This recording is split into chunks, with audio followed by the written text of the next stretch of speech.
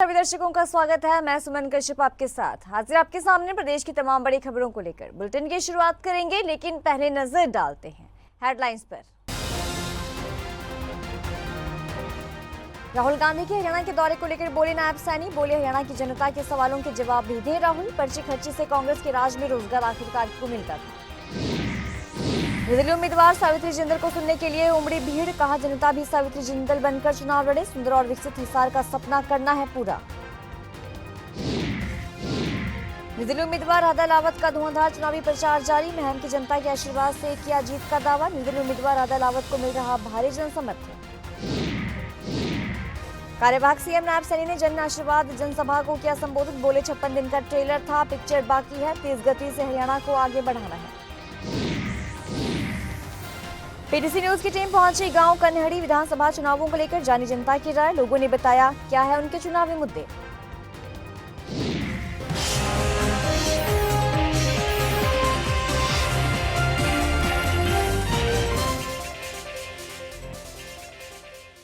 और अब खबरें विस्तार से।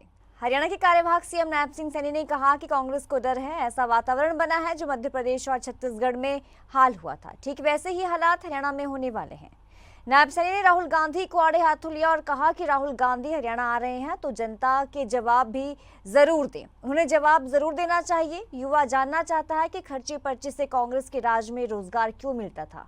क्या राहुल गांधी ये बताने की कोशिश करेंगे कि ऐसा क्यों होता था। हमारे हरियाणा का किसान पूछना चाहता है कि किसानों को अपमानित क्यों किया गया, फसल खराब हुई तो किसानों के लिए क्या कुछ किया गया। पिछले कुछ दिनों में ऐसा स्पष्ट वातावरण बना है कि कांग्रेस का मध्य प्रदेश और छत्तीसगढ़ जैसा हाल होने जा रहा है। ये बात अब कांग्रेस के नेता भी मानने लगे हैं। यही कारण है कि पिछले 15-20 दिनों में कांग्रेस का कोई बड़ा नेता भी हरियाणा आने को तैयार नहीं हुआ है।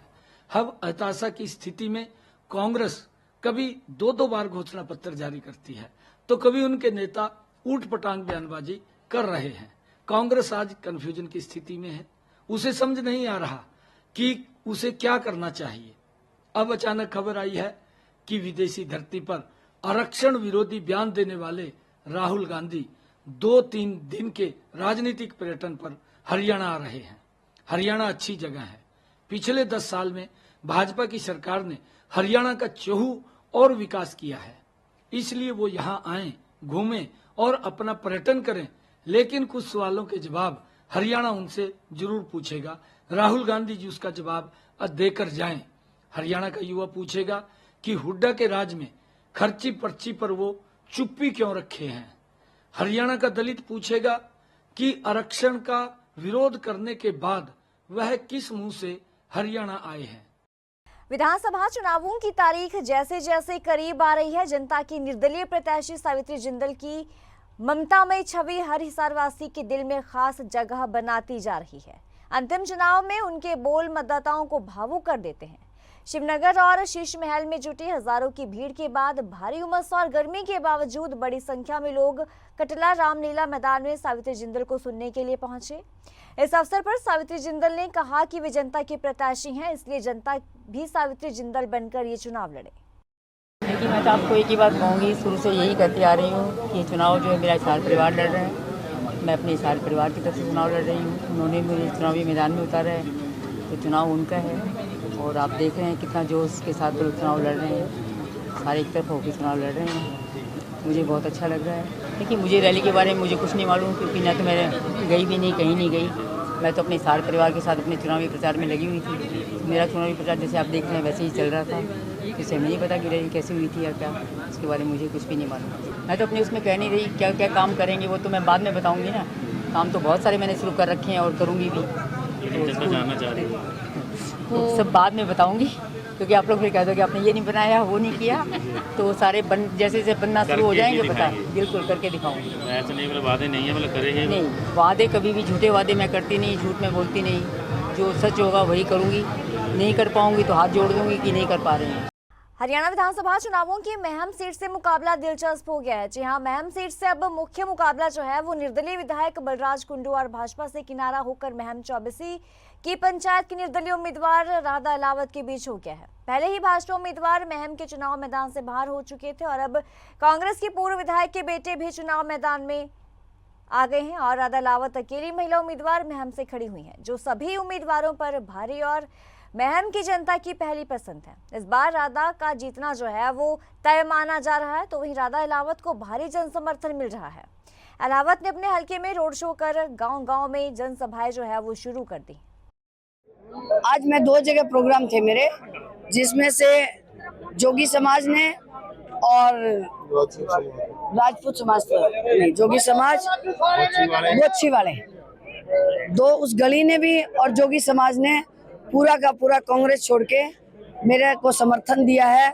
और इन्होंने बहुत से गांव में जोगी समाज है, सब जगह जाके प्रोग्राम भी करवाए हैं, कहीं 300 कहीं 400 कहीं 250 वोटों का जो भी प्रोग्राम थे, सब इन्होंने पूरे समाज को हमारे को समर्थन दिया है। मैं इनका भी धन्यवाद करती हूँ। साथ में राजपूत समाज ने भोपाल जी के घर पे जो प्रोग्राम हुआ, राजपूत समाज ने साथ में सरपंच साहब मेरे साथ है, 36 बिरादरी ने कम से कम 50 नाम अभी हमने बोले जो मीडिया में आ जाएंगे कल, 50 नाम अलग अलग बिरादरी के मौजूदा व्यक्ति थे जो कि फैसला लेते हैं अपने परिवारों के लिए। सभी के सभी समाजों ने आज हमें समर्थन दिया है। भाई जनता के बीच मुद्दा यही है, मेरी जनता को विकास चाहिए, मेरी जनता को काम करने वाला व्यक्ति चाहिए जो हमारे महम हल्के का विकास कर सके, जो गांव में जो समस्या उनको दूर कर सके, चाहे वो किसी तरह की हो, चाहे मेडिकल फैसिलिटी हो, चाहे कॉलेज की हो, पढ़ाई की हो, गलियों की हो, किसानों की हो, हर वर्ग की समस्याएं जो है जो पेंडिंग है। खेल के मैं खिलाड़ी हूँ तो खेल के बारे में भी सोचूंगी। तो मेरा कहने का मतलब है हमारे परिवारों से संबंधित जो ग्रामीण अंचल के अंदर जो समस्याएं हैं उसका विकास कम हुआ, उसको और ज्यादा करने के लिए हम यही अपना मुद्दा लेके चल रहे हैं। और मैं इनसे भरोसा भी दिला रही हूँ, वायदा भी कर रही हूँ, आने वाले समय में जो समस्याएं इनके सामने रही है 15-20 साल से, वो समस्याएं सब अब दूर होने वाली है। हरियाणा में विधानसभा चुनावों का प्रचार का शोरगुल कुछ दिनों में बंद हो जाएगा। ऐसे में सभी प्रत्याशी ताबड़तोड़ जनसंपर्क में जुटे हुए हैं। थानेसर से भाजपा प्रत्याशी और पूर्व राज्य मंत्री सुभाष सुधा के समर्थन में कार्यवाहक मुख्यमंत्री नायब सिंह सैनी जन आशीर्वाद जनसभा को संबोधित करने पहुंचे। कार्यवाहक मुख्यमंत्री ने कहा कि ये तो 56 दिन का ट्रेलर था, अभी तो 8 अक्टूबर को के बाद पिक्चर बाकी है, जब तेज गति से हरियाणा आगे बढ़ेगा। भाइयों, मैं आज आप लोगों के बीच में यही अपील करने के लिए आया था कि आप अपना एक एक वोट कमल के सामने का बटन दबा करके यहाँ से कमल का फूल खिलाने का काम करें। ये कांग्रेस के लोग झूठ बोलते हैं, ये बोलते रहते हैं कहा कोई काम नहीं हुआ। मैंने हुड्डा साहब को कहा, हुड्डा साहब ये तो ट्रेलर था, ये तो 56 दिन का ट्रेलर था, पिक्चर तो 8 तारीख के बाद दिखाने का काम करेंगे। ये हरियाणा प्रदेश किस गति से आगे बढ़ता है। एक डबल इंजन की सरकार आदरणीय मोदी जी के साथ मिलकर के हरियाणा प्रदेश को तीव्र गति से आगे ले जाने का काम करेंगे। भाइयों, मैं कुरुक्षेत्र की सरदारी से एक बात कहना चाह रहा हूँ। ये हमने ये भी निर्णय किया, जो हमारे एससी और बीसी समाज के बच्चे हैं वो भारत के किसी भी सरकारी कॉलेज में, किसी भी मेडिकल कॉलेज में, किसी भी इंजीनियरिंग कॉलेज में अगर वो पढ़ाई कर रहे हैं, हरियाणा सरकार 100% स्टाइफंड दे करके उनकी पूरी फीस देने का काम ये हरियाणा सरकार करेगी। माँ बाप को कोई चिंता की जरूरत नहीं है। ये निर्णय भी हमने किया है, कोई पैसा नहीं लगेगा, उसका फ्री में इलाज होगा। भाई ये निर्णय भी हमने इसके अंदर लिया है। हरियाणा के पूर्व गृह मंत्री और भाजपा प्रत्याशी अनिल विज ने कहा कि कांग्रेस में महिलाओं दलितों का सम्मान नहीं होता। आगे कहा कि कांग्रेस आई नहीं, कांग्रेस गई बन गई है। कांग्रेस केंद्र से भी उखड़ गई है और जहां जहां इनका शासन है वहां से जल्द उखड़ने वाली है। पहली बात तो कांग्रेस की सरकार आ नहीं रही। जो कांग्रेस आई थी कभी, अब वो कांग्रेस गई बन गई। और दूसरी बात, कांग्रेस में महिलाओं का, दलितों का सम्मान नहीं है और कुमारी शैलजा इसकी खुद भुक्तभोगी है। जयराम जी, पहले ये बताओ कि तुम्हारी पार्टी ने कश्मीर में धारा 370 क्यों लगाई थी? धरती पर जो स्वर्ग था, गर्भ बर रुए जमी अस्तो हमी अस्तो हमी अस्तो हमी अस्तो, जो धरती पर स्वर्ग था कश्मीर, तुमने धारा 370 लगा के उसको नर्क बना दिया।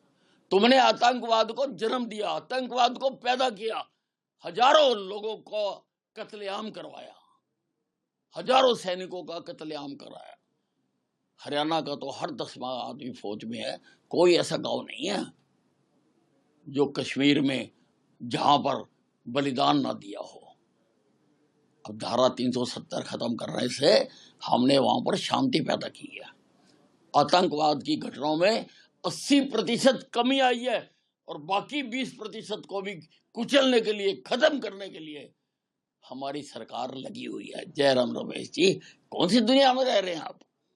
सीटें जीतने का दावा कांग्रेस आई नहीं, अब कांग्रेस गई बन गई है और कांग्रेस नाम की चीज अब हरियाणा से भी उखड़ेगी, बाकी जगह से पहले उखड़ गई, केंद्र से उखड़ गई, जिन 2-4 प्रदेशों में रह गई, जैसे समय आएगा वहां से भी ये साफ हो जाएगी। चुनाव प्रचार का समय नजदीक आता देख सभी प्रत्याशियों ने अपने लिए वोटों की अपील करने का अभियान तेज कर दिया है, जिसके चलते भाजपा के प्रत्याशी देवेंद्र बबली ने लगातार ताबड़तोड़ दौरे जो है वो शुरू कर दिए हैं। तो शहर में साइन धर्मशाला और वाल्मीकि मोहल्ले में हुई सभाओं में भारी भीड़ देखने को मिली। ढोल नगाड़ों के साथ और फूल मालाओं के साथ उनका स्वागत किया गया। तो उत्साहित होते हुए देवेंद्र बबली ने कहा कि वो अपनी जीत को लेकर 1000% आश्वस्त हैं। 36 बिरादरी के लोग किए गए विकास के काम के नाम पर ही वोट देने जा रहे हैं। 1000% जी आश्वस्त हूँ और आज पूरे सैनिक समाज ने आशीर्वाद दिया है। मैं पूरे समाज का, सभी प्रबुद्ध लोगों का आभार व्यक्त करता हूँ। आज 36 बिरादरी एक तरफा चुनाव टोहाना का हो चुका है। लोग जो हमने सेवा की है उसको सम्मान देना चाहते हैं। पहले भी मुझे सम्मान सेवा की वजह से ही मिला था और अब तो हमने विधायक बन के, मंत्री बन के टोहाना को डेवलपमेंट भी दी है। मैं पूरे विश्वास के साथ कह सकता हूँ कि जो वोट मुझे पहले थे बोनस के रूप में, जनता का आशीर्वाद मुझे सवाया करके मिलेगा और एक तरफा चुनाव टोहाना में आज आपने माहौल देखा होगा हो चुका है। हरियाणा में विधानसभा चुनावों की तारीख नजदीक आ रही है और ऐसे में सभी राजनीतिक पार्टियां चुनावी प्रचार में जुटी हुई हैं। इसी कड़ी में जनता की नब्ज टटोलने पीटीसी न्यूज की टीम पहुंची गांव कन्हड़ी। यहां जनता से चुनावी चर्चा की। जाना जनता का मूड क्या कुछ है, आइए सुनते हैं। परमवीर जीतेगा यहाँ से। ये बताओ, कांग्रेस की सरकार बनेगी। बीजेपी के ने भी बहुत सुथरे काम करे हैं, जिस तरह राम मंदिर बना दिया, बिना खर्ची बिना पर्ची नौकरी लागण लग रही है। फिर भी तुमको कांग्रेस की सरकार बनेगी। राम मंदिर में चाटांगे, नौकरी है ही नहीं। कौन सी नौकरी लगाई थी? बाहर के लाके 68 SDO कहाँ लगा दी नौकरी? झूठी सरकार है बीजेपी की, झूठी। इनके सरकार किसकी सरकार लेना चाहोगे तुम? बस भाई ठीक है, बिना खर्चे ईसा के कर दिया भाजपा ने, भाजपा की सरकार आवेगी। बिना खर्चा बिना पर्ची ले सेठ नौकरी लग गया, आराम से। को करा जाने किसी का कोई वहाँ नहीं कहना, ये लगा भाई। राम राम। इन्हें बताओ कि ईब के बार किसकी सरकार? बीजेपी की। बीजेपी भी क्यों? काम कर रखे हैं जी, बहुत बढ़िया बढ़िया। के काम करे हैं ऐसे? नौकरी इसने लगवाई दी जी, अब जाया तुम्हारा बंद हो नहीं होया, निहाल कर दिए, दाने हो गए हमारा। 2 साल होगी। अच्छा, सारी सड़कें बनवा दी, जोड़ बनवा दिए, पक्की सारी दीवारें बनवा दी, बहुत सारे काम करे हैं जी इसने तो, बहुत सारे। तो ये थे हमारे साथ गांव के जो दुकानदार भी है और गले खेती बाड़ी करें वह भी हैं। ये हमारे गला थे। इनके बारे एक और ताऊ आ गया, उक्का पीन लग रहा था। गामा में तो ओके ही चाले कर। राम राम ताऊ। राम राम भाई। के ज्ञान है? बढ़िया दबे। खेती बाड़ी किस तरह ठीक है? के भी क्या है? सही खड़ी है तो नहीं, पानी जब नहर का पानी लग गया। ईब के बार किसकी सरकार? वो तो देखो किसकी आवेगी, तो बीजेपी की आवेगी। तो ये थी अब तक की खास खबरें और खबरों की ज्यादा अपडेट के लिए आप बने रहिए पीटीसी न्यूज के साथ।